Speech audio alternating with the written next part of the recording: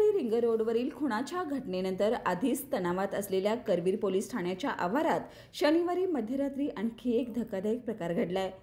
नवीन वाशीनाका परिसरातील एका तरुणाने घराजवळ उभ्या दुचाकीची तोडफोड केली। तक्रारीनंतर 112 आपत्कालीन क्रमांकावरील पोलिसांनी तातडीने धाव घेत अवघ्या 10 मिनिटात घटनास्थळी पोहोचून त्या तरुणाला ताब्यात घेतलं। मात्र त्याला चौकशीसाठी पोलीस ठाण्यात आणल्यानंतर काही वेळ बसवून ठेवला असता पोलिसांची नजर चुकून तो बाहेर आला। थेट ठाण्याच्या आवारात घुसून पोलिसांच्या 2 वाहनांची तोडफोड करत त्यांनी गोंधळ घातला। अचानक झालेल्या या प्रकाराने पोलीस धावपळीत सापडले। पोलिसांनी तात्काळ त्या तरुणाला पकडून CPI रुग्णालयात दाखल केलं। चौकशीत तो मानसिक रुग्ण असल्याचं उघड झालंय।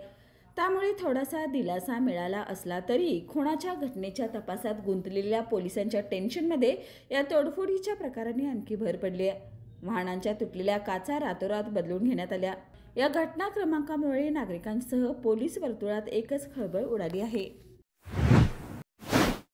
बाळ, फ्रीजमधून श्रीखंड काढ ना। आम्ही पूर्वी घरीच बनवायचो श्रीखंड, त्याची चवच वेगळी होती। आता काय सगळं रेडीमेड।